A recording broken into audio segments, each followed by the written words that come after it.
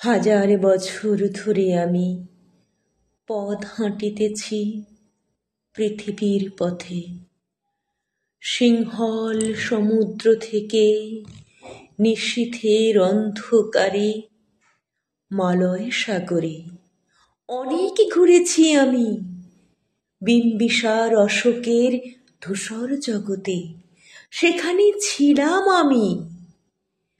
আরো দূর অন্ধকারে বিদর্ভ নগরে আমি ক্লান্ত প্রাণ এক, চারিদিকে জীবনের সমুদ্র সোফেন আমারই দুদণ্ড শান্তি দিয়েছিল নাটোরের বনলতা সেন। চুল তার কবেকার অন্ধকার বিদিশার নিশা, মুক্তার শ্রাবস্তির কারুকার্য অতি দূর সমুদ্রের পর হাল ভেঙেছে নাবিক, হারায়েছে দিশা। সবুজ ঘাসের দেশ যখন সে চোখে দেখে দারুচিনি দ্বীপের ভেতর, তেমনি দেখেছি তারে অন্ধকারে, বলেছে সে, এতদিন কোথায় ছিলেন?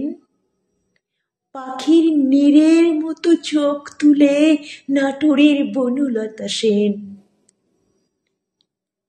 সমস্ত দিনের শেষে শিশিরের শব্দের মতন সন্ধ্যা আসে, ডানার রৌদ্রের গন্ধ মুছে ফেলে চিল, পৃথিবীর সব রং নিভে গেলে পাণ্ডুলিপি করে আয়োজন। তখন গল্পের তরে জোনাকির রঙে ঝিলমিল, সব পাখি ঘরে আসে, সব নদী ফুরায় জীবনের সব লেনদেন। থাকে শুধু অন্ধকার মুখোমুখি বসিবার বনলতা সেন। ধন্যবাদ।